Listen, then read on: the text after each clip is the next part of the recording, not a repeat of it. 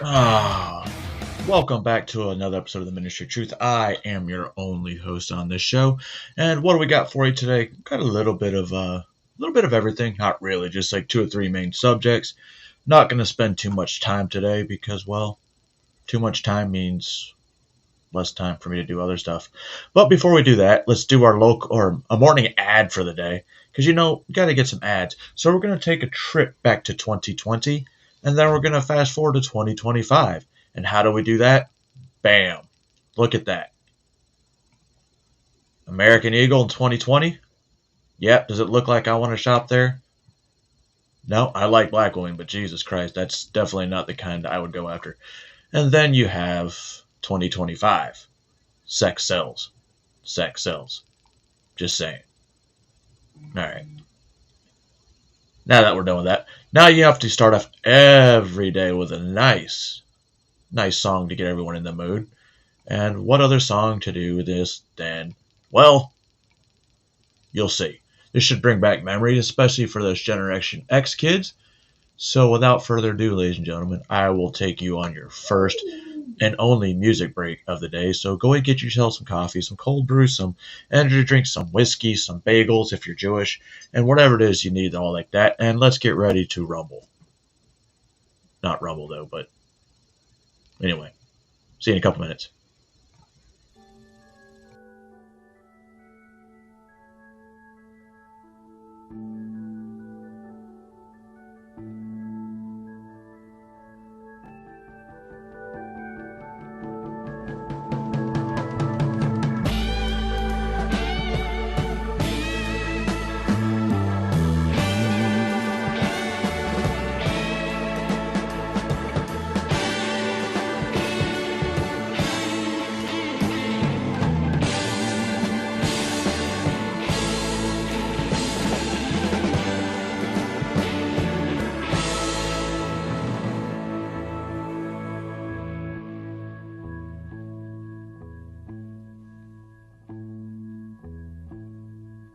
What would you do if I sang out of tune?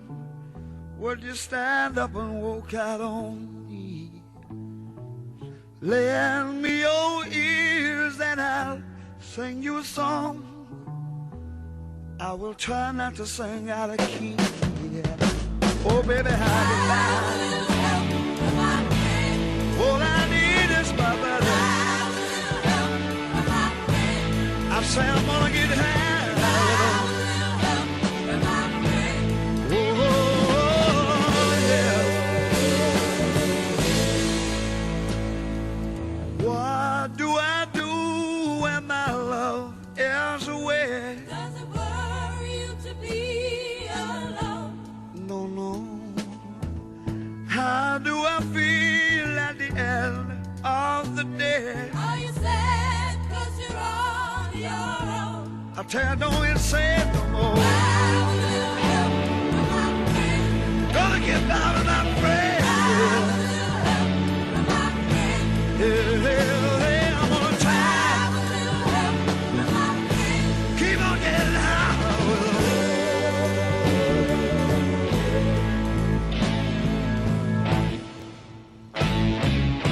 All right, enough of that. For those who don't know, that may or may not have been from the Wonder Years.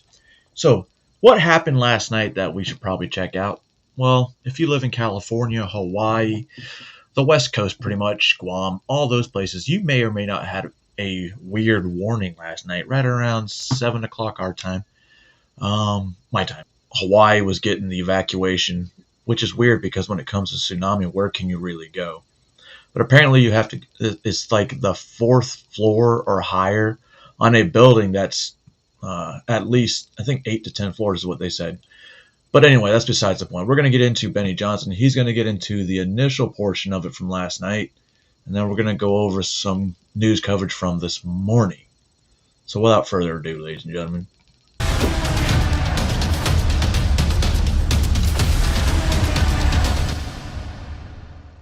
What's up, guys? It's Benny. Deadly serious breaking news happening right now at this moment. Mass evacuations throughout the Hawaiian Islands due to a tsunami President Trump posting seconds ago on X. He rarely posts on that platform. Here's what he has to say. Due to a massive earthquake that occurred in the Pacific Ocean, a tsunami warning is in effect for those living in Hawaii.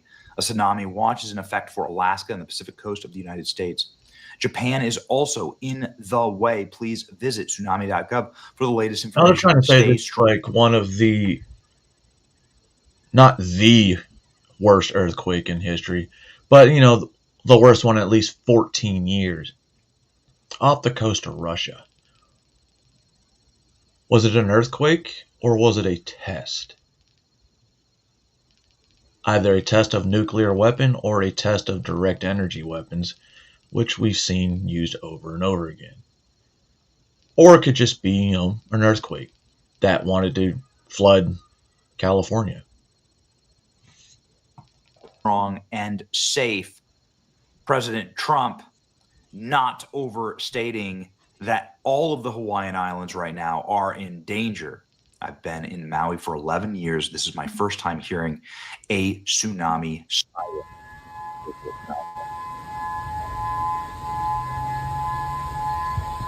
These sirens are calling all throughout the Hawaiian Islands as the entire island chain is under threat right now. The way they made this sound last night, I thought Hawaii was going to get destroyed. There are mass evacuations in all of major cities and coastlines. My sister-in-law is stationed in Hawaii. Map, if you are familiar haven't with got the islands, perhaps yet, you've been there before, everything's you'll fine. know these islands, and you'll see here the tsunami warning. Look at this.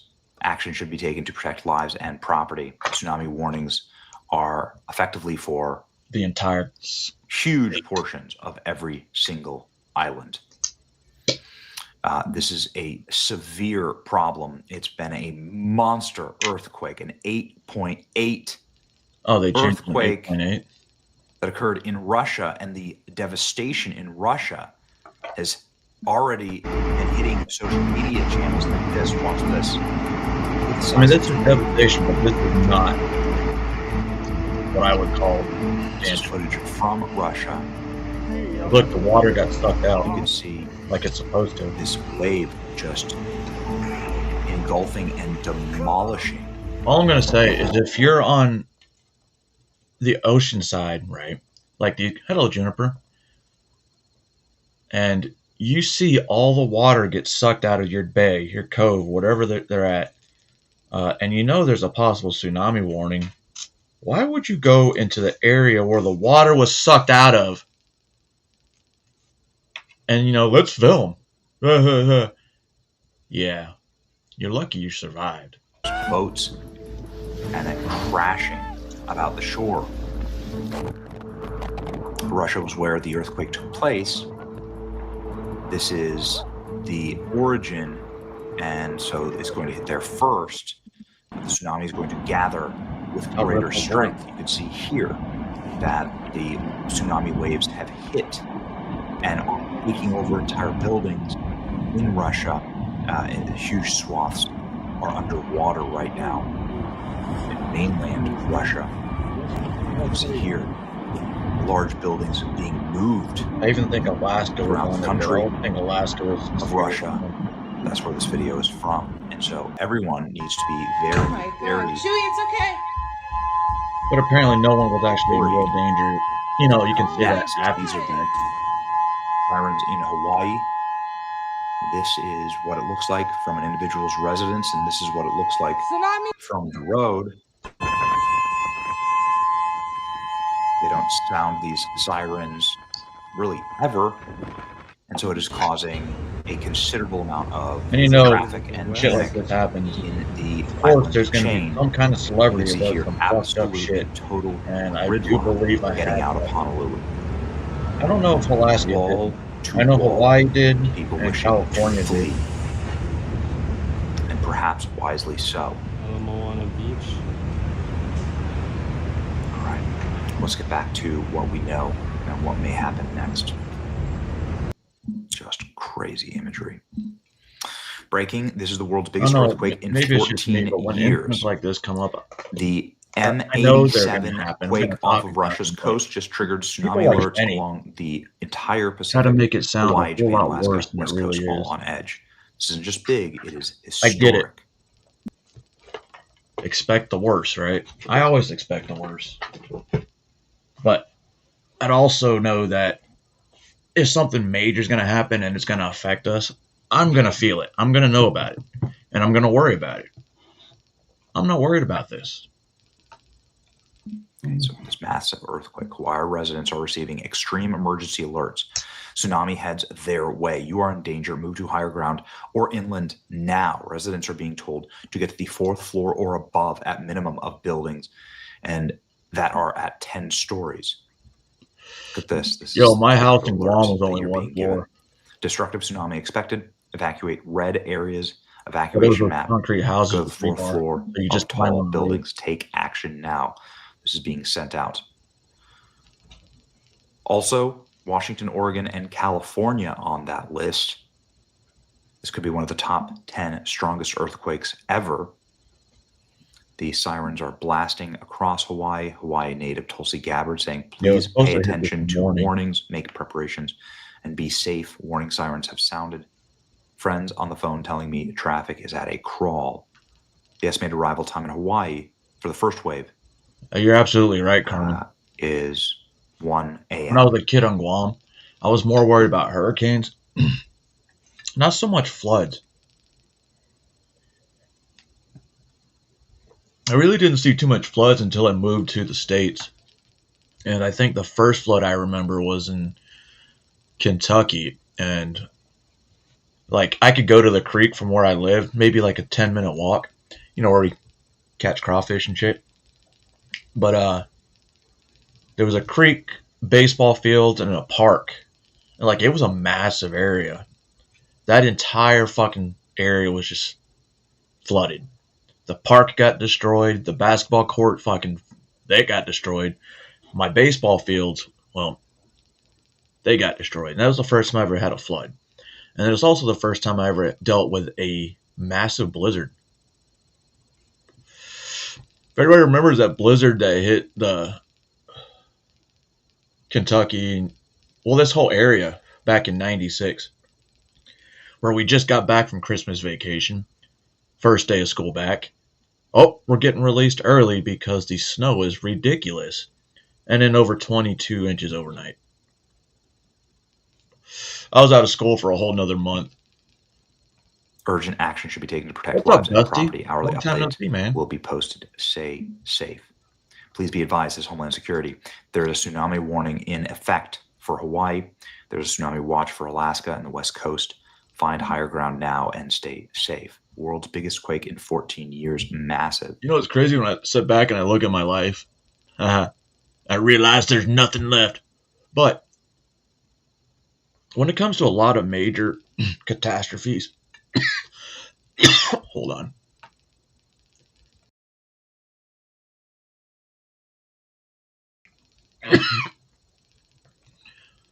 War, floods, tornadoes, hurricanes, earthquakes.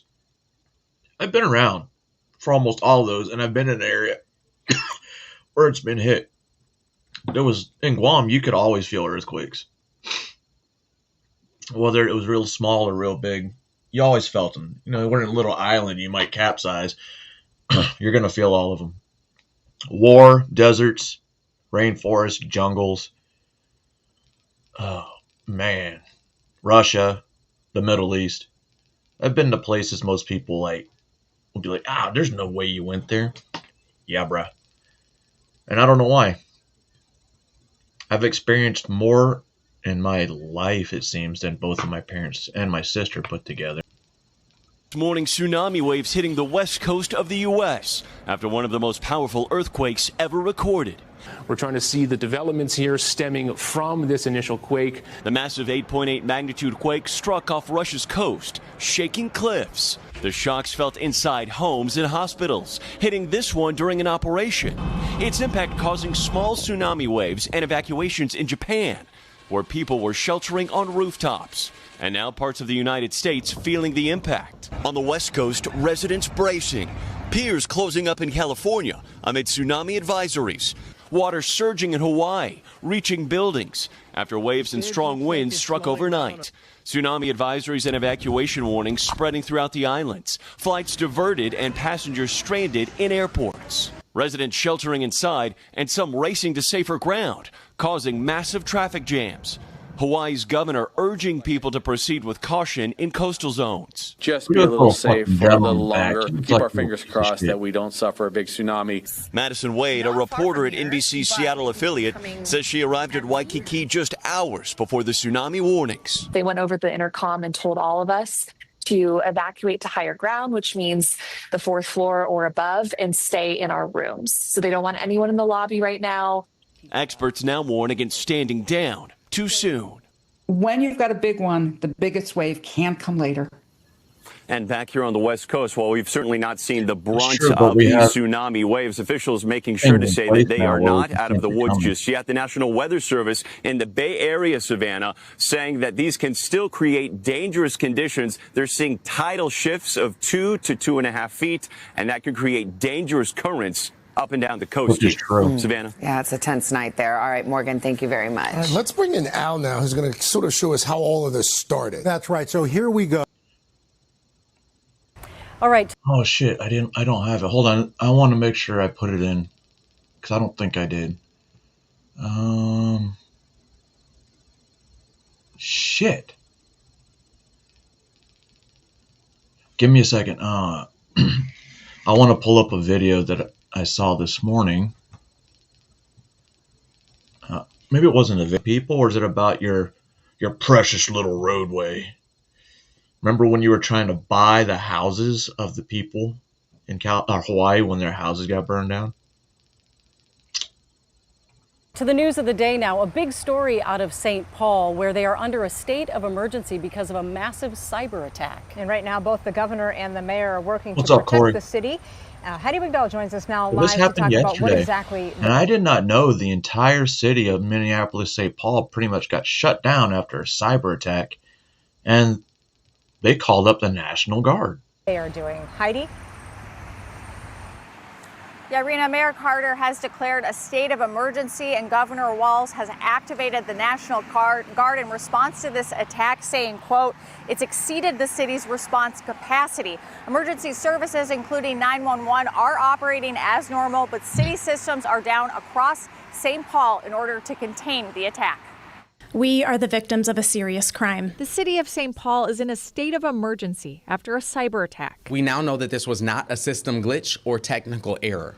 This was a deliberate, coordinated digital attack carried out by a sophisticated external actor, intentionally and criminally targeting our city's information infrastructure. Mayor Melvin Carter says early Friday their cybersecurity protection systems detected suspicious activity on their network. To contain the threat, they restricted access to some internal systems and Monday did a full network shutdown. We are all concerned. This has not happened. We've never experienced this before. A majority of city services are unavailable. Wi-Fi was cut off, meaning you can still go to the library or rec center, but won't have access to the internet. Online payments also can't be made at this time. Officials are investigating what systems were accessed and what data, if any, may have been stolen. The city says they've urged employees to take steps to protect their data, both professional and personal information. They're also investigating if any residents' data is at risk. We have any data. When I was first watching this, I didn't specific residents. When I see this is just like the fucking police chief from Cincinnati. They don't care. They want this to happen. They really do. And this is why AI.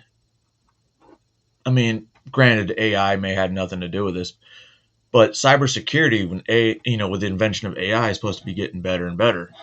But when things get better and better, and you have to have an equal or opposite reaction, that means terrorists are getting better and better.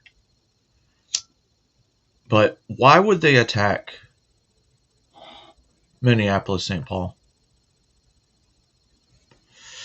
What do they have to gain from it? Individuals who are not city employees. And so we believe that there is a low risk of what you just described. City of St. Paul is working with 2 national cybersecurity firms and several agencies, including the FBI. The Minnesota National Guard's cyber forces are also helping. Governor Walz said in a statement, quote, "Above all, we are committed to protecting the safety and security of the people of St. Paul." The city does not know how long systems will be down. If you live in St. Paul, there is a website that's been set up to give out more information and let you know what services are working, which ones are not. And we have that link at care11.com. We also spoke to Ramsey County, and they said that their systems have not been affected, but they are taking some precautions. Rena. All right. Thank you, Heidi. All right. So specifically only that one area. Were they wiping something from the system? TikTok is a huge security threat, especially as long as it's still owned by ByteDance. Even if they do sell it to an American company, their software, their programming, their coding is still from China.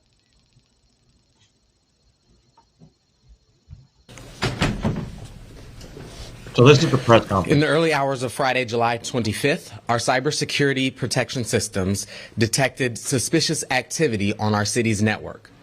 That alert triggered an immediate and coordinated response led by Deputy Mayor Jamie Tincher, Office of Communications, Technology and Communications Director Jamie Wascalis, Chief Information Security Officer Stephanie Horvath, and Emergency Management Director Rick Shute. Working closely with state leaders and private cybersecurity experts, our teams quickly moved to investigate, assess, and contain the situation. We now know that this was not a system glitch or technical error. This was a deliberate, coordinated digital attack carried out by a sophisticated external actor, intentionally and criminally targeting our city's information infrastructure. From the moment this threat was identified, we've taken swift action to defend our systems and protect our community. We've activated the city's Emergency Operations Center to coordinate a whole-of-government response. We've retained 2 national firms with deep cybersecurity expertise to support our recovery. And we're working closely with local, state, and federal law enforcement agencies, including the FBI, to trace the source and scope of the breach. To ensure our team has full and immediate access to every available resource, I am issuing a local declaration of emergency to give our teams the tools we need to move quickly and respond with the urgency this situation demands. Yesterday, I didn't realize a cybersecurity threat can be declared a not natural disaster, national emergency for one little small city. Not that St. Paul's a small city, but you get the gist of it. We initiated a full shutdown of our information systems as a defensive measure to contain the threat.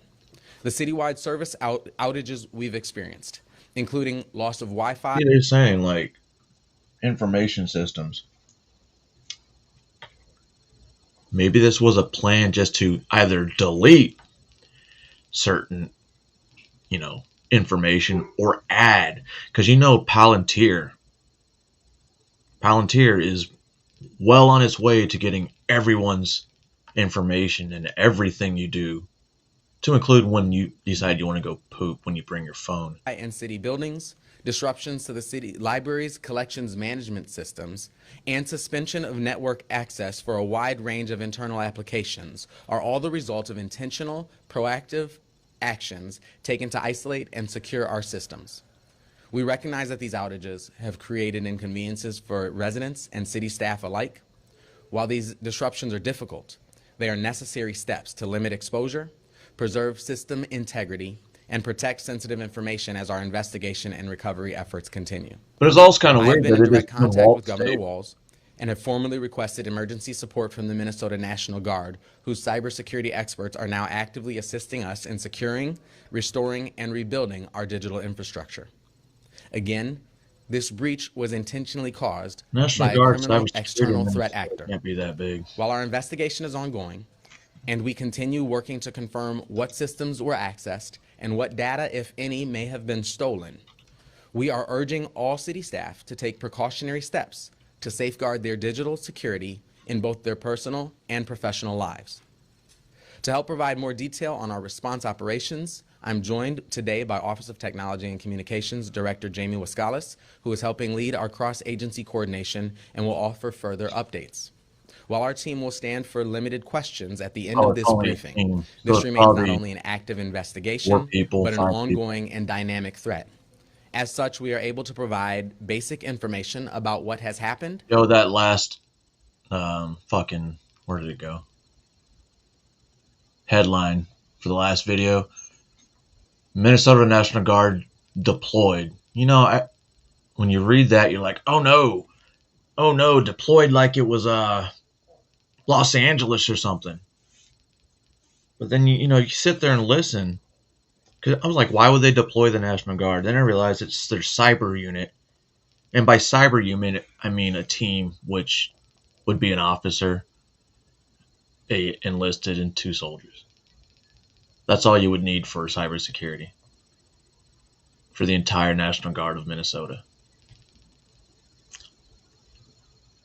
So I don't think this is as big as it turns out to be anyway. This might be, like Carmen, a small test run. You'd think that would have been something we've known. We think pretty soon. Mr. President, Epstein has a certain reputation, obviously. But just curious, were some of the workers that were taken from you, were some of them young women? Were some of them young women? Well, I don't want to say, but everyone knows the people that were taken. And it was the concept of taking people that work for me is bad. But that story's been pretty well out there. And the answer is yes, they were. Yes, they were young women? What did they do? In the spa. In the spa? Yeah, people that work in the spa. I have a great spa, one of the best spas in the world at Mar-a-Lago. And people were taken out of the spa, hired by him. In other words, gone. And other people would come and complain, this guy is taking people from the spa. I didn't know that. And then when I heard about it, I told him, I said, listen, we don't want you taking our people, whether it was spa or not spa. I don't want him taking people. And he was fine, and then not too long after that, he did it again, and I said, out of here. Mr. President, did one of those stolen, persons, that include Virginia Jeffrey? I don't know. I think she worked at the spa. I think so. I think that was one of the people. Yeah. He stole her. And by the way, she had no complaints about us, as you know. None whatsoever. Well, we can't ask her that now because she's dead. But wouldn't this have been relevant previously? Don't you think she would have mentioned that as well? All right, yeah, get him the hell out of here, will you, please? Me? Get him out of here. Throw him out. Just hanging around. Get him the hell out of here. Get him out of here. Get out. Get him out of here. What's up, guys? Spenny. A titular character in the ongoing Epstein saga is Virginia Roberts, who worked for Epstein for nearly 20 years. She was sex trafficked to Prince Andrew. The royal family settled out of court for tens of millions of pounds. Here she is with Ghislaine Maxwell, who was doing the trafficking. Virginia Roberts broke and told the story to the media, exposing Jeffrey Epstein and his sick operation, saying that she's not suicidal. No, hold on. And if something happens to me, for the sake of my family, do not let this go away. Help me protect them. Too many evil people want to see me quieted, says Virginia Roberts, just a few years before she's hit by a bus in the Australian outback, one of the most rural places on earth, then posts from the hospital that she only has days to live, and then a few days later is killed. Her own family saying that they don't believe that she committed suicide, mainly because she says, I'm not suicidal, and posts like this. In the ongoing embroiling of the Epstein controversy and crisis, it would have been very nice to have such an outspoken witness to all of the crimes be available for questioning, but Virginia Roberts was in her own words, quieted. She says, "Don't stop speaking about me." And somebody very powerful just did. President Trump. And he's changed the narrative. Should I put my kid on camera? Huh? It's okay. It's okay. Mine are old. Ish. Youngest is 16. Forever by saying that Virginia Roberts, also goes by Virginia Giuffre, worked at Mar-a-Lago and that Jeffrey Epstein recruited her from the Mar-a-Lago spa. What is happening here? This is all new information, something that we didn't know about the Virginia Roberts story. What we did know about the Virginia Roberts story is that this wouldn't be the first time that Virginia Roberts was quieted, and we'll play you the Trump clip here. It's astonishing, President Trump going into why he banned Jeffrey Epstein and destroyed their relationship. I'm not going to let you listen. I'll just fast forward it. You've seen the clip. Oh, I do want to play Amy. And then who's saying she had the Virginia Roberts story all wrapped up. This is just because this is like crazy. This is when Project Veritas was doing good shit. But hopefully,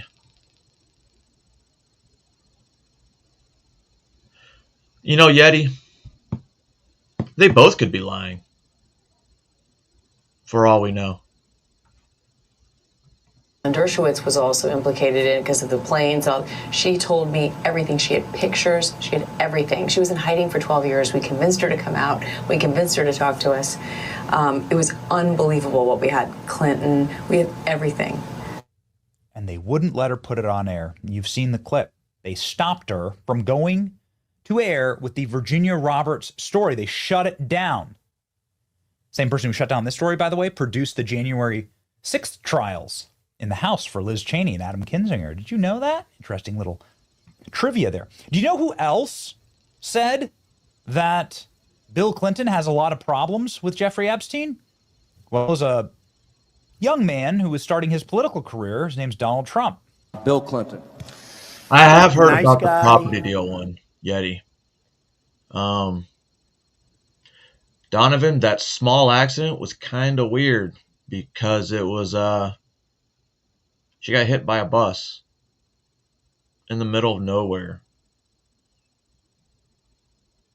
Got a lot of problems coming up, in my opinion, with the famous island with Jeffrey Epstein. A lot of problems. This is in the year 2015.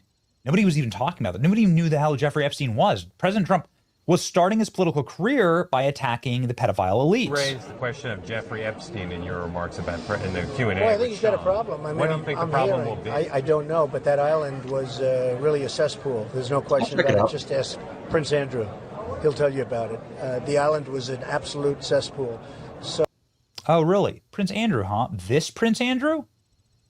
Did Donald Trump know Virginia Roberts right here? Is she going to call out from the grave and talk more about what's going on? President Trump says Epstein stole Virginia Roberts. She went by both names, Giuffre and Robert. And several other young female Mar-a-Lago spa workers. This is what President Trump has just said. I love you. Be careful. Listen in just a moment. Virginia Roberts was 16 years old when she was recruited by Ghislaine Maxwell from the spa at Mar-a-Lago to work for Epstein. This is crazy. Oh, wow. President Donald Trump on Tuesday charged that Jeffrey Epstein stole Virginia Roberts and several other young female workers from Mar-a-Lago spa, leading to their fallout. She worked at the spa, Trump noted. And he added that Epstein stole her. Trump told the Daily Mail that he fell out with Epstein because the financier kept poaching and creeping on many underage Mar-a-Lago staff. This is well reported that he was banned from Mar-a-Lago for this by President Trump. Of course, a zero tolerance policy. I love you. But now he offered more details about what happened to the two men. Everybody knows that people were taken, says President Trump, on Air Force One. as he's giving a answer to reporters. Here is the answer. It's audio only. They do this sometimes on Air Force One. And the president is speaking really candidly. We think pretty soon. Mr. President, Epstein has. I guess in the state of Florida, you can start working at 14. Damn, I didn't know that.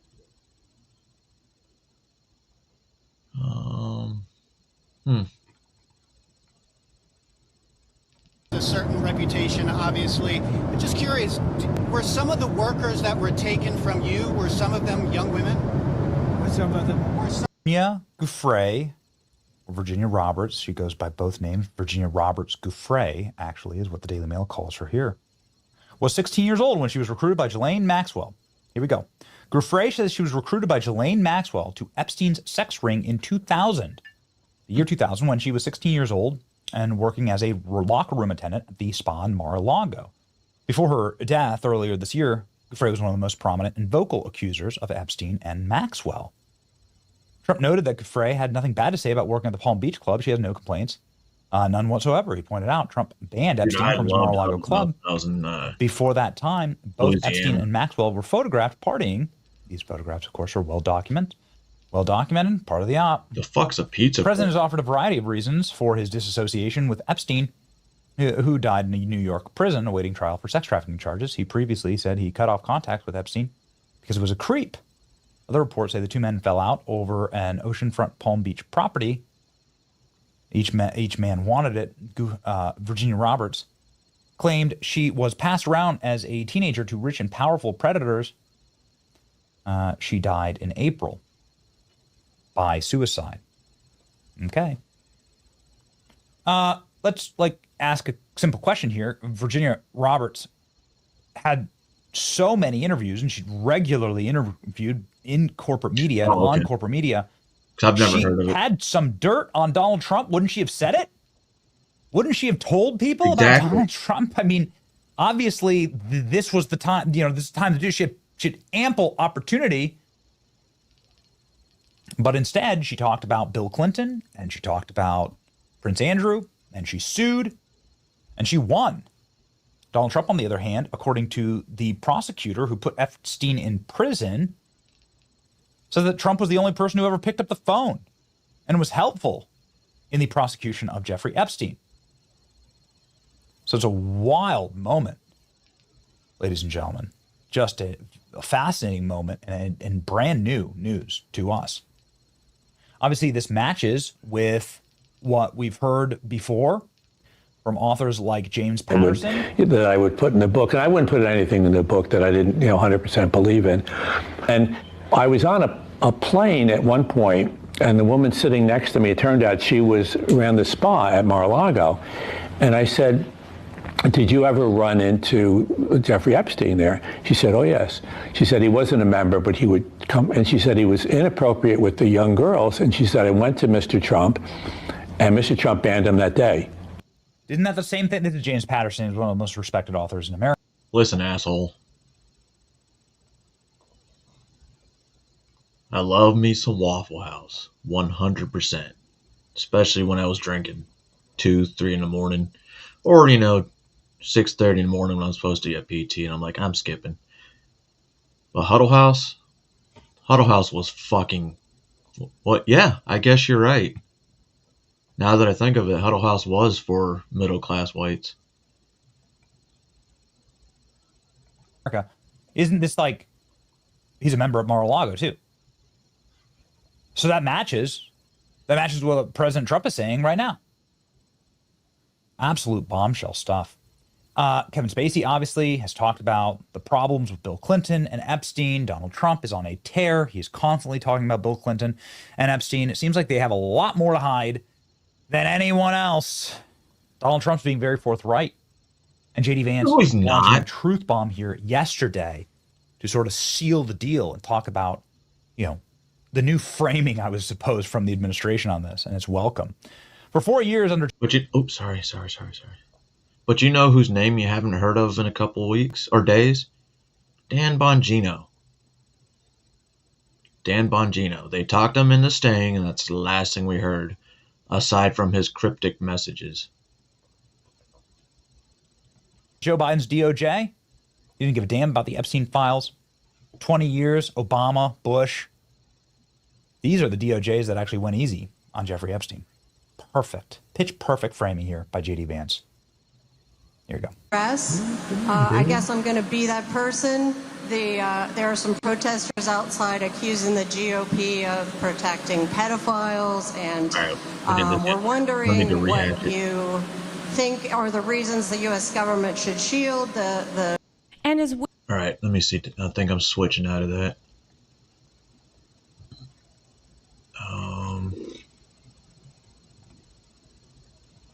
All right. This one's a little bit different. Some of you may have seen the video of these two guys with their adopted child or surrogate child,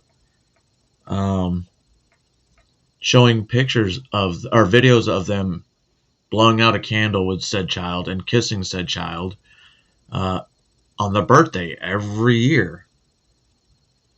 And then it comes to find out that one of these guys is a pedophile. What? Of course, I'm gonna have Crowder talking. Somebody help this kid. He's being force-fed cupcakes. Actually, he's just being teased. They're never going to give him a cupcake. I don't know. The kid looks like he's getting They're eating it bigger. themselves. Come on. And that's when the Gerber baby went on a mass shooting. This is a video making the rounds. So there's going to be a twist that you won't see coming. Unless you've been on X. Want to bet? Two gay dads celebrating their surrogacy, some say kidnapping. It went viral.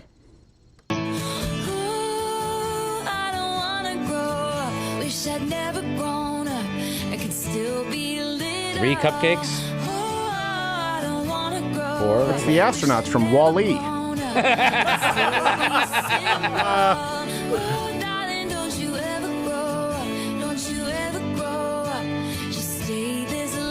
don't know if it's years because that kid doesn't seem to be growing. Somebody help this kid. He's being force-fed cupcakes. Maybe it's months?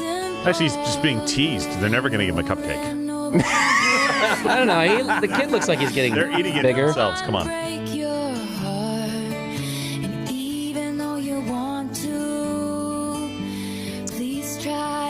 And that's when the Gerber baby went on a mass shooting. By the way, everything about that, we're all supposed to say, oh, yeah, okay, first off, it's unnatural. What do I mean? I mean, you don't have butt babies. I also mean that they probably wouldn't be healthy enough to procreate because they're morbidly obese and seem to have very poor genetics. I also mean that in this case, they're doing everything wrong by having their child out there on social media all the time, which, of course, you would be advised not to do as a parent. They are doing this for their own attention.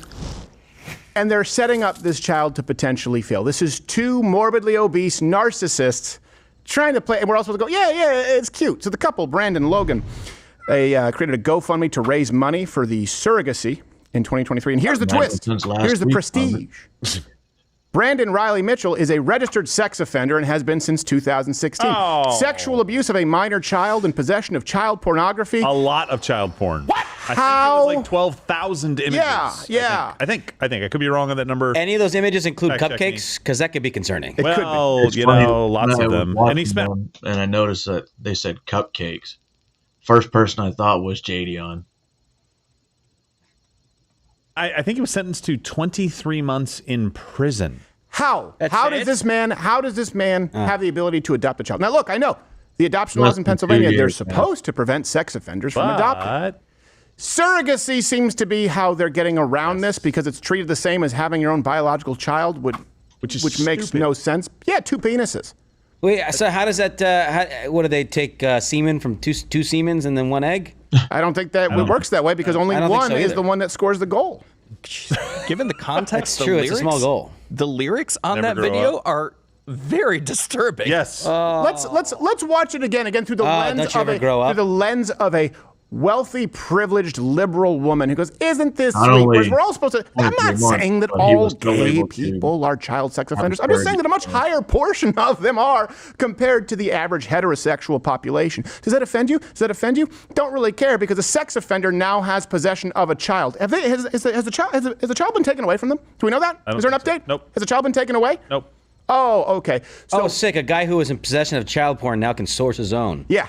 Yeah. Well, he can get around the laws because it's surrogacy, so it's totally fine to have 12,000 pictures or whatever it was. Why a picture when you can just give him a bath? Yeah. Think about it. And we're all supposed to act like, no, we didn't think this was a slippery slope. We didn't think it was starting with gay marriage. It's all the same. Love is love. Love is love is love is love is love. Just sure, furry, do your own thing. You can identify however you want so long as you're an adult. No. You can do whatever you want in your own bedroom, sure. But as a society, we need to be done playing this game. We need to have some guardrails here. Let's watch it again, Noodles. That's a good point, right? I didn't really listen to the lyrics. I was too busy trying to find their chins. Play. Oh, that dude on the left has quite a few chins. Ah, that's right. I ain't gonna lie, like, looking at these two guys, you can just tell they're gay. All right, that's enough. I get it. Don't want to grow up. It's never, never tell a parent land. Jeez. Just don't know why. I mean, listen, we can knock this all out right now. Just gay couples, I'm sorry, you can't adopt. You can do a whole lot of things. You can do a whole lot of things in life. You just can't adopt a kid. Yep. Okay, I'm sorry.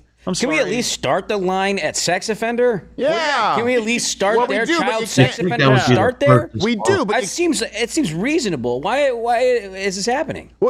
We do start there, but here's the thing: we can't enforce it. For example, you can't enforce it when in California you're not required to disclose your infected seminal HIV-riddled load, right? So long as it's below viral detection levels, because that might be shameful. When I go and donate blood, by the way, I'm still mad at you guys, blood clinic. You know what I'm talking about? Because you call me.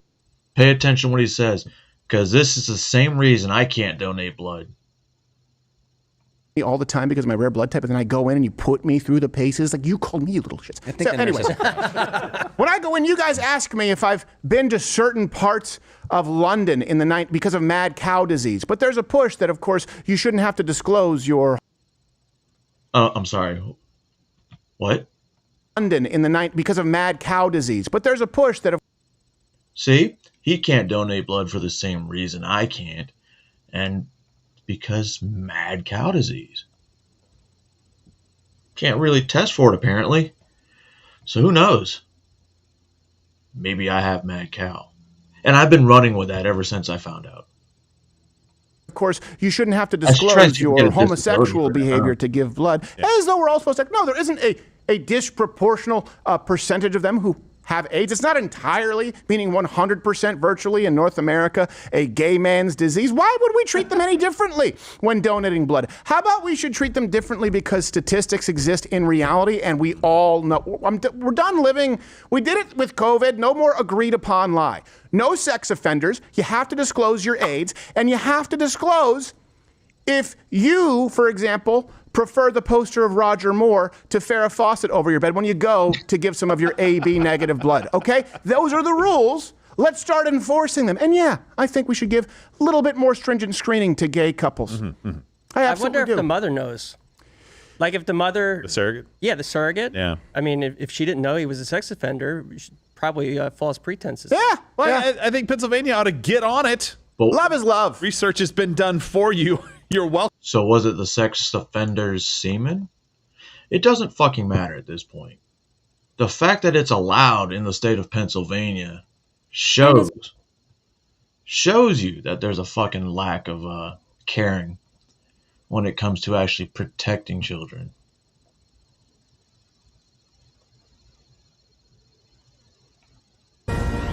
We begin with breaking news now. President Trump has weighed in on the executions of New York City.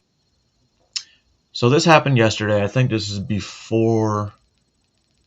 Yeah. So shortly after this happened, we talked about it yesterday. More information came out. And, you know, conspiracy theorists like me think, you know, the 33rd floor had something to do with it. They're trying to tell you that he was going for the NFL floor and just got off on the wrong floor.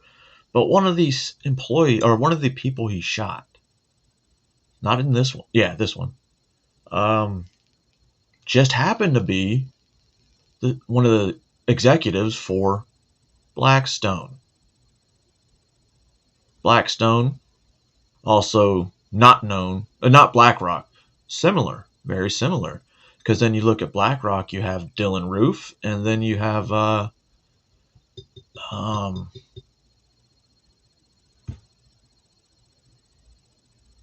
other assassination attempt guy. Doesn't matter. But just like with the what's that dude? Luigi, when he shot and killed the CEO of United Healthcare,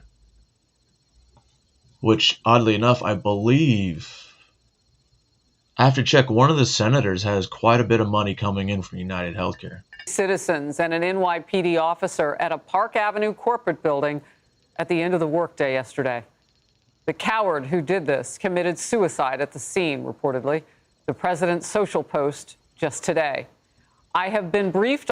And they're telling he committed suicide, which, I could believe it. But they're also saying that the dude shot himself in the chest because his suicide note said, "Have my brain studied." Okay. For all I remember, they said all he had was the AR and he shot himself in the chest, which is not impossible. Well, why? He never played for the NFL. Never even came close to playing for the NFL. Why would he target them for CTE? That makes absolutely no sense. On the tragic shooting that took place in Manhattan, a place that I know and love. I trust our law enforcement agencies to get to the bottom of why this crazed lunatic committed such a senseless act of violence. My heart is with the families of 4 people who were killed, including an NYPD officer who made the ultimate sacrifice. God bless the New York Police Department, and God bless New York. I'm Harris Faulkner. You are in the Faulkner Focus. 4 people murdered, including police officer Didarul Islam. 36 years old, served on the force for just 4 years, and he leaves behind 2 young children, and his wife is pregnant with their 3rd child. The investment firm Blackstone is in that building, and one of the executives was killed, Wesley LePatner. Surveillance footage here shows the man police have identified as 27-year-old Shane Tamura walking toward that Park Avenue high-rise carrying heavy weaponry. That's not heavy weapon. Here is NYPD Commissioner Jessica Tisch. The building's security camera footage shows the shooter enter the lobby, turn right, and immediately open fire on an NYPD officer. He then shoots a woman who took cover behind a pillar, where he shoots a security guard who was taking cover behind the security desk. The shooter then calls the elevator, which opens in the lobby. A female exits that elevator, and he allows her to walk past him unharmed. He goes up to the 33rd floor, which is route and management, and begins to walk the floor, firing rounds as he traveled. 1 person was struck and killed on that floor.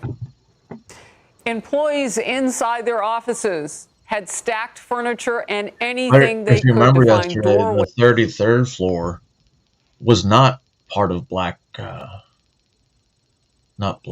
Blackstone, but they do deal with a lot of realty and realty investments, which is also part of Blackstone's job.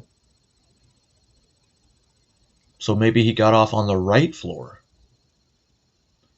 because they said 2 or 3 people were shot downstairs. And if he wanted to shoot the woman in the elevator, he would have shot her. Against doorways on the 33rd floor, barricading themselves from the killer. The building is located in the heart of Manhattan on the famous Park Avenue. And it's home to high-profile corporations. Blackstone, as I just mentioned, the NFL headquarters as well. Witnesses say they are shocked. What kind of systems were in place that allowed this to happen in the heart of a heist? So, it should never happen in the first place. I just feel less safe. You feel it, I don't know. I used to feel a lot safer, more comfortable, just being in the area, being in the neighborhood. And I don't anymore, honestly. I don't. Let's check in for the very latest on the investigation and what we know about that man with that weaponry. Alexis McAdams reporting now. Alexis. Hi, Harris. Yeah, a chaotic night for so many people here in New York City and families that were watching from afar, wondering if their loved ones were going to be okay. Yesterday, 4 people went into that skyscraper behind me to just go to work, and they didn't go home to their families after a gunman opened fire in that lobby, shooting 5 people and killing 4 of them. Some were sent to the hospital. This is people were trying to either run for their life or barricading themselves, like you said, calling 911 for help. Listen. What up, Zippity? Vest. Stayed 100 people. They heard 4 rounds. Possibly 1 male shot at this time. And that was the dispatch as they tried to get those Sounds like he officers out wasn't to the wasting scene as ammo. quickly as possible. This is the gunman identified as Shane Tamura. Authorities say he just walked right in with a rifle there. You can see it on your screen around 6:30, which is pretty busy here in Midtown Manhattan, as you know. He did leave a long note behind, according to authorities. The 27-year-old in that note claiming he suffered from CTE from his time playing high school football. The New York City Mayor Eric Adams talked about this today, saying Tamura came to this building specifically to target the NFL headquarters. He alluded to have. Oh. They want you to believe it was because of the NFL. Think about it. CTE from playing in the NFL. He never played in the NFL. We're still going through the suicide note to zero in on the exact reason, but at this time it appears as though something that is attached to his belief he experienced CTE from playing in the NFL. And so we're digging into more on that. The gunman did spray the lobby with bullets. You can see it on your screen. The glass was shattered. 3 of the 4 people who were shot actually died in the lobby there, we're told by police. Among them was... Think he shot 4 people, or killed 4 people. 5 if he counts himself. 3 in the lobby. It's funny because she said she only heard 3 to 4 rounds, or 4 rounds, 4 shots, but the lobby was riddled with bullets. He killed 3, shot and killed 3 in the lobby. Randomly let a woman come out of the elevator and, let her go. Went up to the 33rd floor, which is supposedly shy of the NFL, and shot and killed an executive and then himself.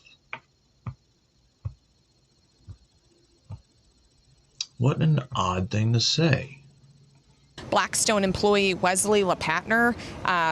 She was just a young woman who had a huge job here for that big company and was known to be brilliant and well respected. She leaves behind a husband and some kids, who were wondering where their mom was last night. NYPD officer Didaral Islam lost his life too. He was only 36 years old, gunned down while working off-duty security at the building here, just trying to get some extra hours to support his family, we're told. He was married with 2 little boys, and his wife is pregnant and had another baby, on the way, and she got that call last night as well. The investigators are now beginning the search at the gunman's home out in Las Vegas. You can see the squad cars parked there in Nevada outside of the gated neighborhood with the police tape as they try to piece this entire thing together. Back out here live, we can tell you something that happened yesterday, Harris, when we're talking about security. As we know from where we work in Midtown, usually you got to go through a couple security layers. Somehow he was able, this gunman, to walk right inside with that assault-style rifle, went right up into the elevator bank. But one thing he did do, according to the mayor, Harris, was take the wrong elevator bank. He was looking for the headquarters of the NFL. He ended up on the 33rd floor where he took his own life. Harris. All right, Alexis, thank you very much for setting us up with all of that great.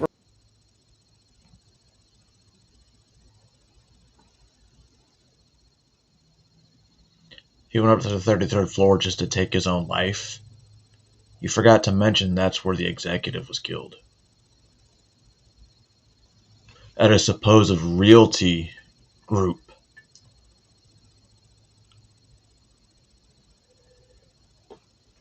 I'm not saying that it's kind of fishy, and they're trying to push exactly the narrative that it was because of the NFL. You can't blame the NFL for playing college or high school football. You skipped college. You didn't set a foot in the combine. Why would you target the NFL? doesn't make any sense at all. But it's okay. It's not supposed to make sense. You're just supposed to believe it. Believe everything they feed you. And that's Fox News. So nobody is immune to the lying and the propaganda. Good. To include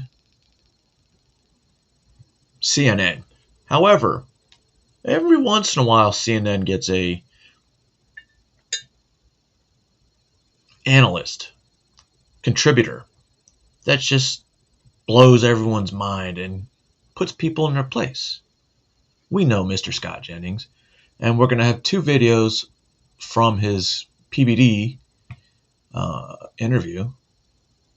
And, well, one of them happens to do with participation trophies.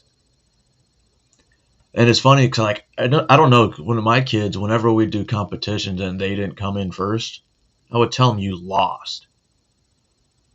If you don't come in first, it sucks. If you don't make the podium, you sucked. Don't expect me to tell you good job. And I held myself to that standard as well.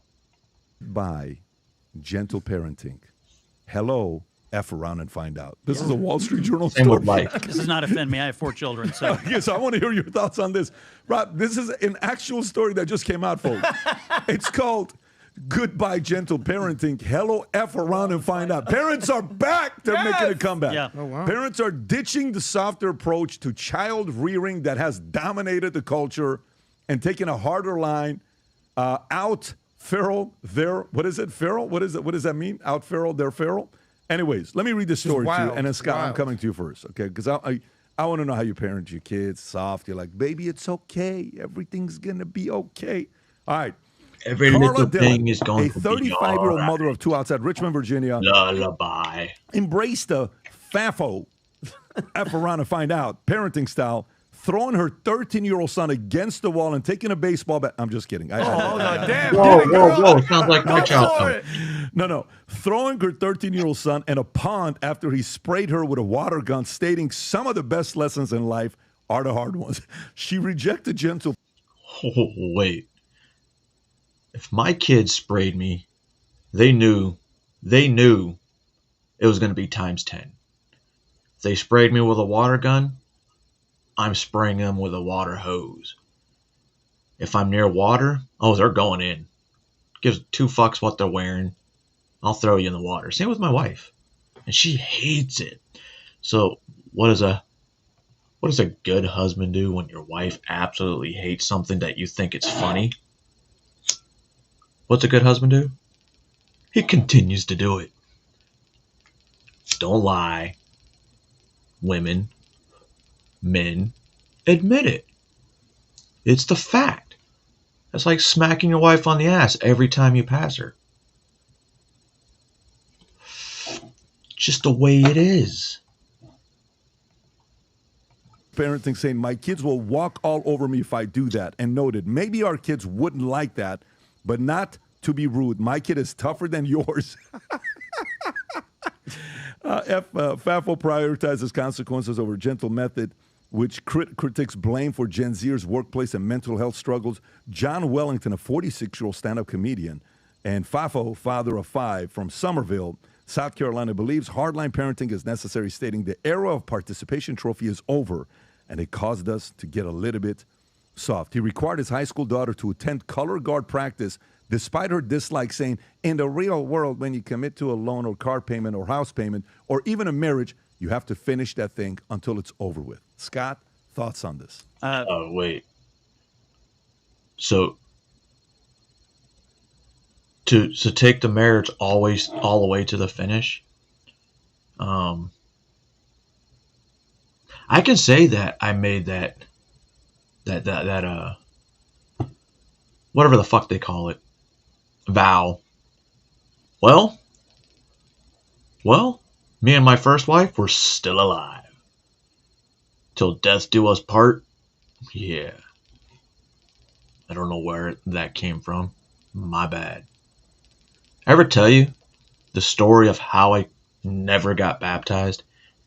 Of course my parents didn't baptize me. Good on them. My wife's been baptized Catholic. All three of my children have been baptized as Catholic, so when my son was born, not my son, my daughter, my second daughter, I was like, maybe I should join my wife and get baptized and become a Catholic for my kid. So I went into the church, the same one that my daughter was getting baptized at, and we inquired about it. And this is like when I really, really, really got pushed away from religion. Because I didn't really care about religion in the first place. But like I said, I was going to do this for my wife and kid.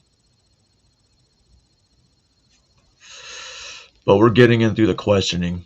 And he asked, have you ever been married before? And I was like, yes. We had a divorce. He's like, oh, I can't baptize you. I'm sorry, what? I can't baptize you.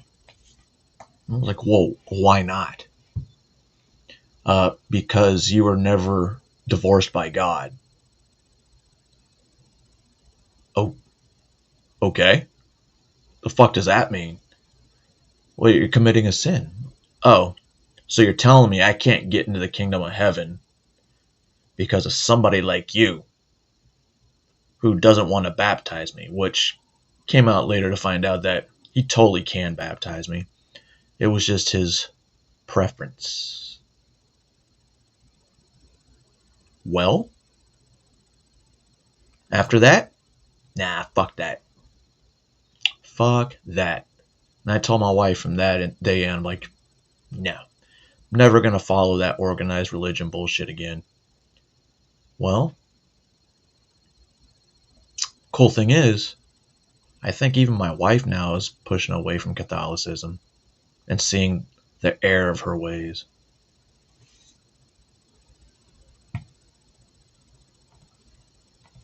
First of all, I have 4, 16, 11, 9, and 7, all boys. If you do not take this attitude in my household, they will immediately subdue you and be in charge of everything. So. They'll subdue. I mean, they can run everything. They're the captain now. Yeah, and you have to teach them that actions have consequences. You have to teach them that the world owes you nothing. You have to teach them that schedules and structure are a good thing. And you have to tell them that you love them, but telling people that you love them means also telling them the truth, which means sometimes stop being an idiot. Yes. These are the things you have to do. And if you leave them to their own devices and don't give them that leadership and guidance, recipe for disaster. All it took. I don't know. People might think, I'm a bad parent, but I treated my kids like they were privates in the army. They fuck up. They did some physical punishment. They're strong. They're very smart. If they ever had a question for me and I knew the answer, and I would be like, well, did you look it up first? No? Well, then look it up and I want to report on it. And they would do me a report. And I would be like, this is wrong. Do it again. That didn't last very long because after that, they only came with me when they couldn't find it. And I know they couldn't find it because it's not common knowledge. Now my kids are free thinkers for the most part. They still have questions. And now that they're older now and I know that they can look shit up, I'll answer it. But growing up, I wouldn't let them off that easy. Or if they fucked up, I'd definitely let them know. Any little thing. I get it. Bad parenting. But my kids have always been, anybody's will ever tell you that when it came to my kids, they were the most well-disciplined kids they have ever met. Yet they have my personality and my sense of humor. They've learned, and that's part of growing up, when to use this comedy, this humor, this stone face, everything. They've not, I don't know so much my oldest or my son, but my daughter, the middle one, she has gotten that stare, the stare to where you don't have to say anything.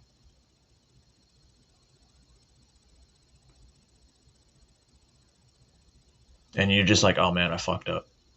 or I got nervous and looked away. And that's why eye contact, I said, is very, very important. Because it tells everything. Your facial features. See how that bright? And now we go back to normal mode.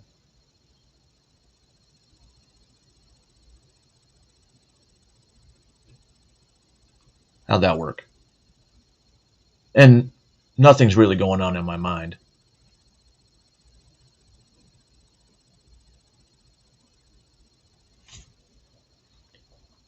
I don't know where that was going. I don't. Was Trump winning for parents to realize? All it took was Daddy coming back to teach us the parenting lessons. Honestly, there is. I read this the other day. I couldn't get enough of it because I know people who take the other approach. Yeah. And look. Maybe when you have one, you can get away. When you have four, that's a whole war. Hey, Scott Jennings, you're outnumbered. I wanted one more kid, to be honest. You ever hit your kids? No. Would you ever? Would I? No, I'm saying, do you ever almost?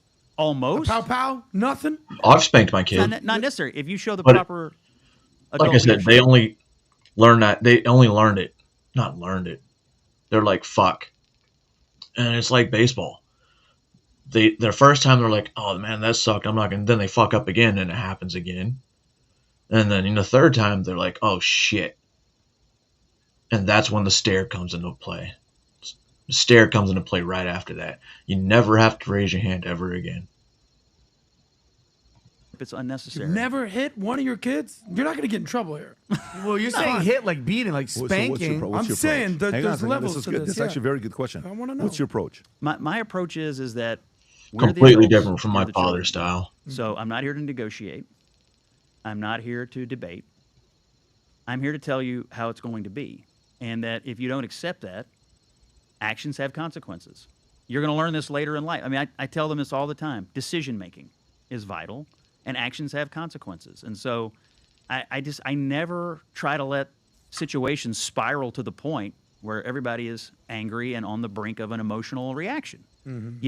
You just have to have a structure to your decision. What happens if you had a boss that you respected, but he's also a big guy? He might have also maybe became Mr. Olympia, and he threatens you. If you step out of line, you might get a pow pow. Tell him the truth. The What time happened? Asking Adam for a gets friend. Vinny, how many times a week does Adam get pow pow? Adam got pow pow last night, by the way. Adam got a little I pow did, pow. But let I me did. tell you guys what happened this weekend. Oh my God, guys, this was uncomfortable. You know the ice cream spot we go to. I'm not going to say the name. Yes. We know which one I'm Yeah. talking about. My daughter loves this ice cream spot, and you just have to watch her after she gets the rainbow. She dances. I've never seen anybody happier than when Yeah. they get this rainbow ice cream. Anyways, we're in line, and it's me, Senna, Dylan, and Brooklyn. And there's this mother by herself with 4 kids. And she's trying to tell her son, you're not going to get ice cream because of what you did earlier. The son is probably 13 years old. He's crying, and he goes like this to her. He goes, I can't believe you're doing this. I can't believe you're doing this. I told you, don't do it earlier.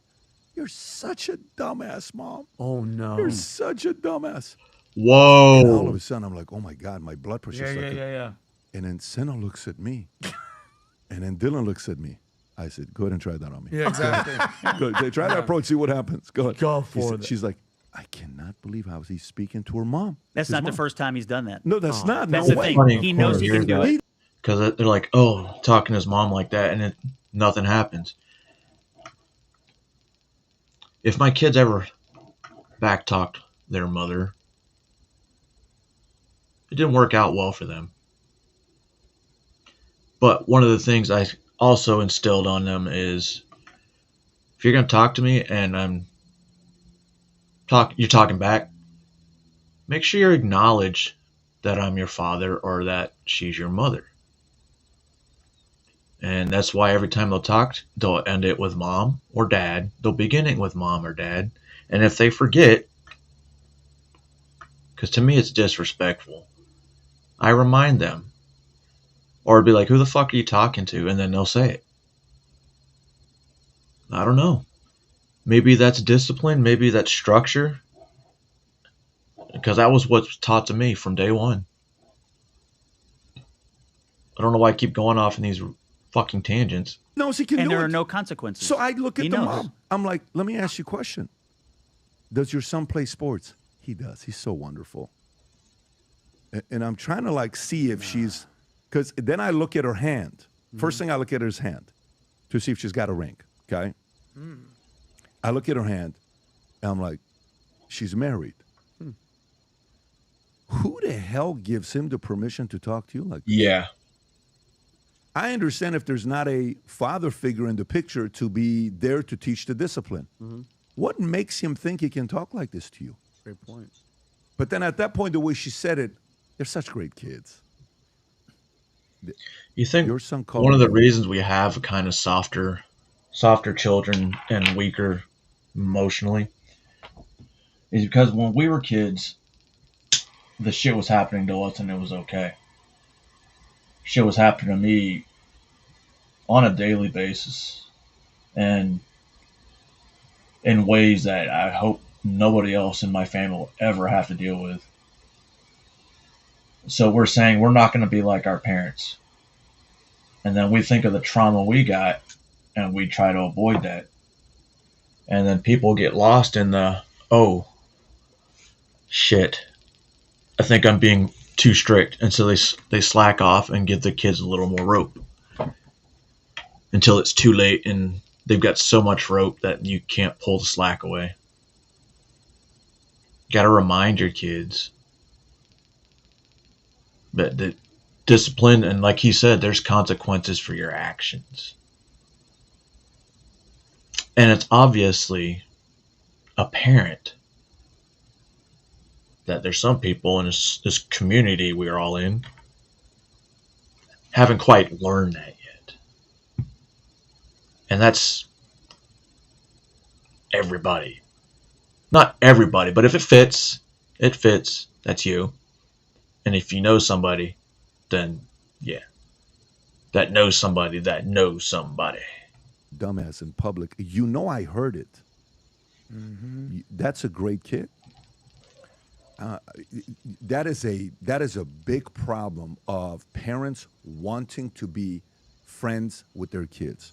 I'm going to Vegas this week because of our annual conference that we got. And then we're going to go pay a quick visit to LA for something that we'll be doing, and then we'll come back to town.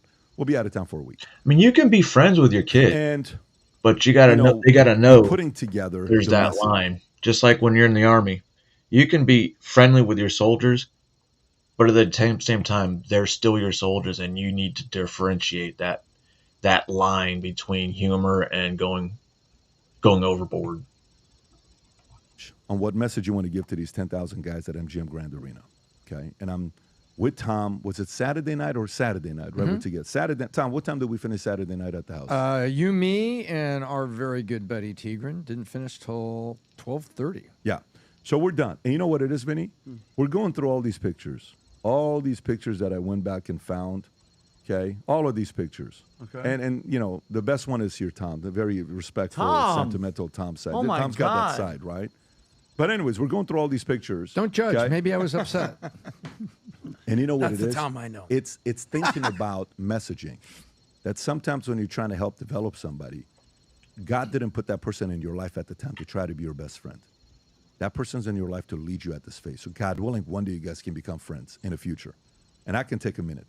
A lot of parents. A guy sends me a question on Menect. By the way, one thought for you guys with Menect. FYI, okay? Vinny currently Where we at? broke the record for the most completed Menects in a month. He's at 561, but guess what? I know, guys. Guess what? Lindy Lee is right behind him Oh, at shit. 555. Guys, please don't let her Both beat of them me. have already broken my record. Don't let her beat me, If guys. you want Vinny to win, Menect him. Let's go. If you want Lindy Don't to even win, mention Menect her. Don't even mention her. Vinny, the future Lindy. is female. Guys, let's go Rooting for it. Somebody for Lindy. sends me Menect about I parenting. believe you have to pay for We're the going back and interactions. forth on parenting. I'm like, why are you apologizing about, challenging and pushing and raising strong kids? Being apologetic, trying to be friend too early when the kids need a leader in their lives. I think it's an issue. Anyways, great take here. Tom, did you have any thoughts on this one, or because you're No, pretty... I agree with that. I mean, you spend your life trying to be your kid's friend and protect them from everything. You're preparing them for nothing. That's not the way the real world works. Not the way this works. That's not the way consequences work. And Scott said a couple things I completely echo, because I look at it, you want to protect them from critical consequences, but the little consequences that come along are important life lessons. My two girls were kind of, I don't know whether it was daring each other or being kind of ornery with each other. One time we were at this Mexican restaurant, and there was a sriracha pepper. And one said to the other, well, if this happens, you have to eat it. This happens, you have to eat it. Now, some parents would be like, oh my gosh, that's a sriracha pepper. Don't do it. I just sat there and I said, I'm going to watch this. And sure enough, one of them tricked the other, chomped in to the sriracha pepper, and she thought she had just consumed lava. And so she said, oh my gosh. I said, yeah, that didn't work out, did it? She starts to cry a little bit. How'd that work out for you, stupid? See? And I just let it go. And there's a million lessons you have to go that way. I let her go for about 3 minutes, and I told her, look, guys, can you please milk and bread will take it over. And tell him what a terrible but you know what? These are torturing son of a gun. These are simple things. But the other thing is, like what you brought up, Scott, you that's have to problem finish. You committed to be on It's drill like my team. kids. They were like, "Oh, she would shut the dog collar," and they would put it on their leg or something, and they would shock each other. And I'm like, "You guys are dumb. You guys are dumb." But I let them do it because it was fun watching. You'll finish drill team for the benefit of the other people you said you were going to support. You may not like it, but you don't get to punch out Tom, every moment of life. Parents are going to now go take your example and give should. their kids jalapeno and those hot chips. You know the hot chips that we're talking about that people that's a tough prank to play. That's the chip challenge. I'm Yeah, the on one- Team Tom on this If one. it's hot I want to go stove, to I'm terrace. grabbing I want to go to that. terrace. Can I 'cause just it's say the one thing? Keep it short. I think parents, you should hit your kids. Now, don't beat them. Says the guy that doesn't have kids. Yes. Yeah. Well, listen, I also had a father who beat the shit out of me. So look at how I'm doing okay now. Yeah, I didn't have a nanny. But I had a cut man. I think Gen Z these days and the generation below that are very soft. You know, they say that the hard times create weak men, weak men create soft times, all that fun stuff. I think there's a You guys remember me saying that yesterday? I think it was yesterday, and I was kind of fucking it up, but I was getting it right. generation of kids that have never been punched in the face, and they need to. And I'm not encouraging everyone to punch in the face, but I think there's a lot of people that can toughen up and deal with what's on there, because the real world is not nice and cozy, and your parents won't be with you there at work. If you could take it as a teenager, if you take it as a kid, you'll be a tougher adult, and I think the future will look bright. If you have some trauma in your life, And that's a great transition, Rob. Can you pull up the Amazon, Adam's latest book, 10 Rules? I don't know, maybe it's just me. But I look at everything, my life, everything in the world, and I observe a lot of shit. And I'm out of adversity, and I am the way I am because of that. Don't play the victim. Shit. I never play the victim because, well, I am not a victim. Most of the things, well, except for when I was a kid. I mean, that's where I look past it now. I don't know. I forgot where I was going with this thing because I tried to remember one word.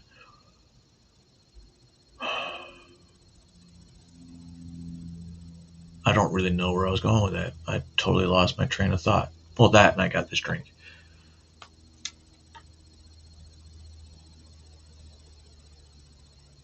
I'm trying to see, because I know there's different morals, different what's the word I'm looking for? Not priorities. Yeah, different priorities, different ways you want your kids to grow up. And I let my kids fail. Because I would tell them, hey, this is what you should think about. And they would do the opposite, and they would fail. And this came to school. And I had started this when they were really young, starting in school, Head Start and kindergarten and first grade. And I would let them get it wrong. Because they were just looking for an easy answer. Kind of like what I said later on in life. You have to let your kids fail. You can't coddle them. But at the same time, you can't helicopter them either. Life has lessons to be learned, and they have to be learned. They do. Now, as a parent, you can guide them. Man, that's what you're supposed to do. And whether or not they follow you, that's where it starts becoming a lesson, I think. Where the fuck was I going? Hold on, maybe I just need a drink.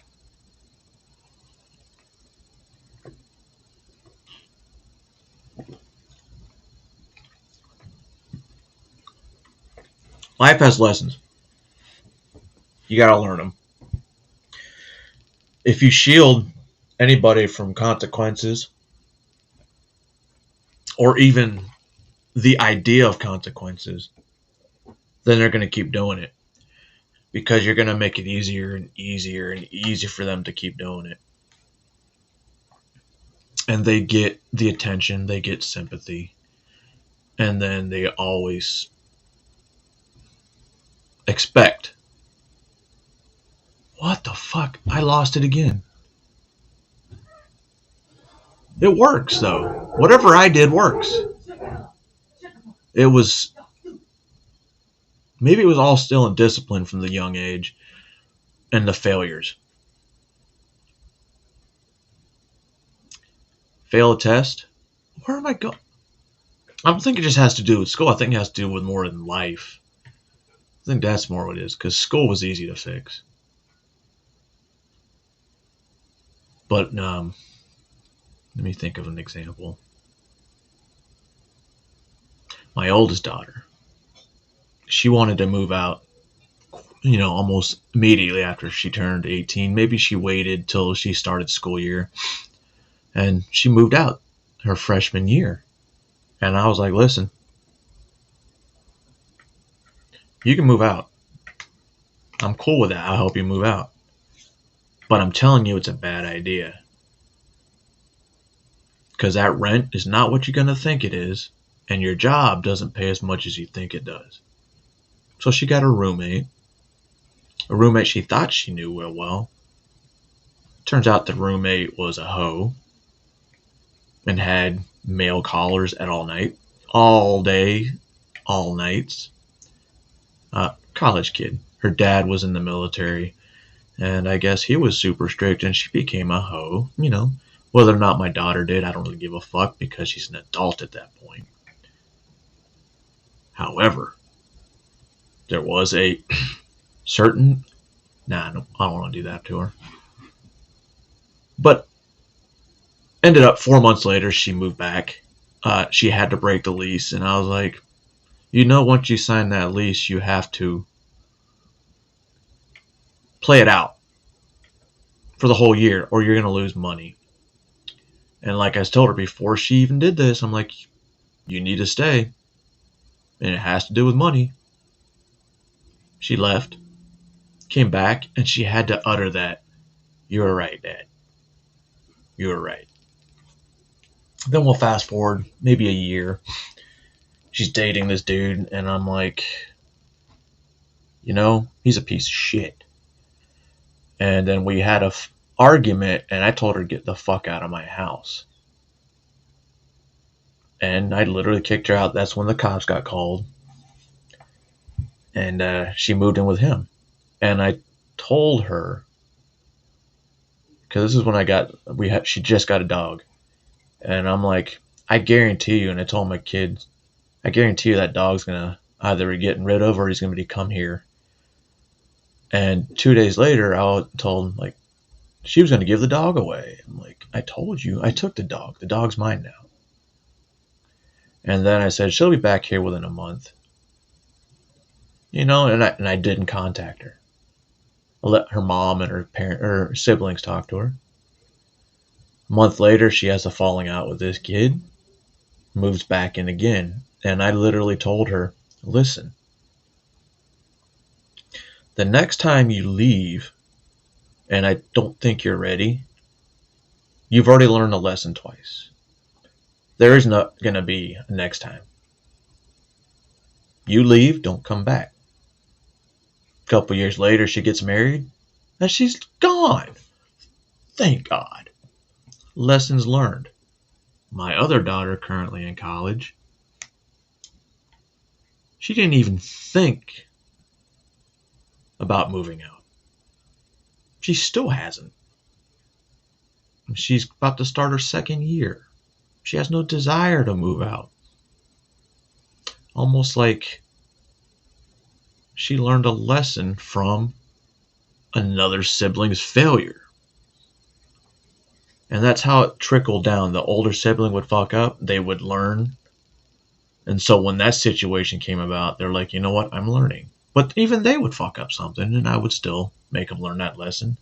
And that's why my son, he's kind of like, it's like me. But my daughter's more like me. I don't know where. I'm ranting.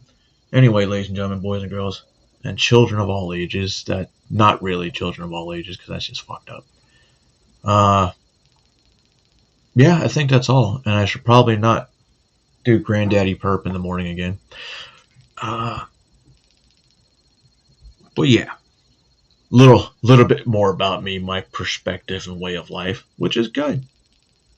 It's good because just like Sydney Sweeney, I have good genes, and I don't wear jeans, but I have good genes. Cool. But anyway, thank y'all for stopping by. Appreciate you, but I'm not telling you how to think, because if I was telling you to think how to think, you would probably still hate the Jews. But I'm just telling you to think. But remember the dancing Israelis. Remember the USS Liberty. Remember 9/11. Remember Jeffrey Epstein and the clients. But I'm just telling you to think. Just think. All right. I'm going to go, I don't know, get some food. Maybe play video games. And then wait for my wife to get off work. See, I only stream typically when she's at work. So that works out. And she works mornings this week. Those manager shifts are stupid.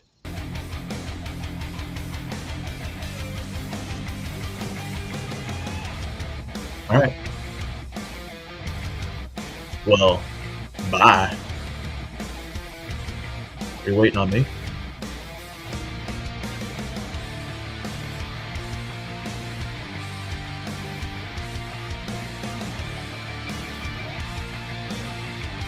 You remember the story of the doc?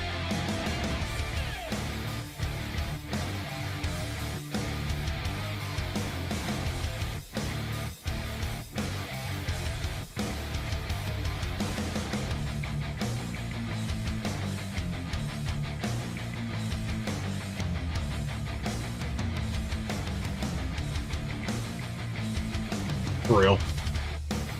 Still here.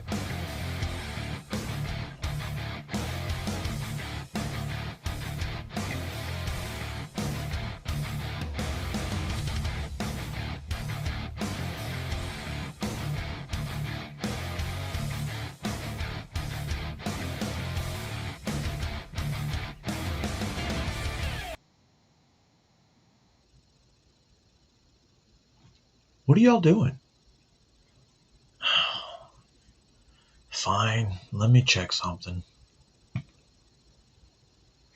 I guess I have to play something extra that I wasn't planning on playing. Because, well, you're still sticking around. And one more person showed up. This is going to be so hard. Just kidding. Let's go find something just completely random. Oh, hey, Angela. Welcome to the show.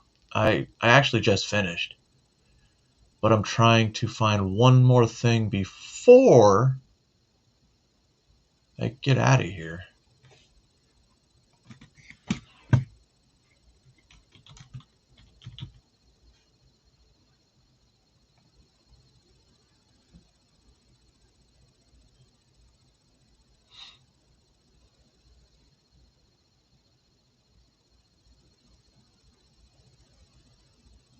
Where the fuck is it?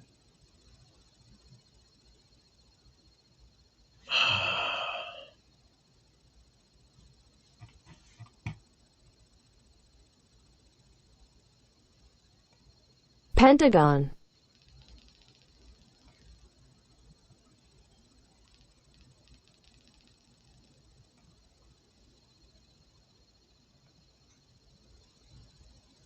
All right, pay very, very, very close attention. Pentagon. Hexagon. Octagon. Never gone.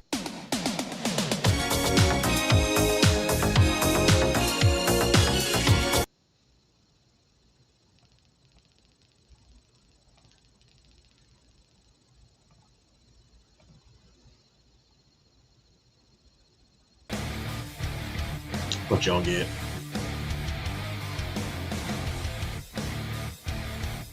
You're good, Angela. My bad. You have a good day.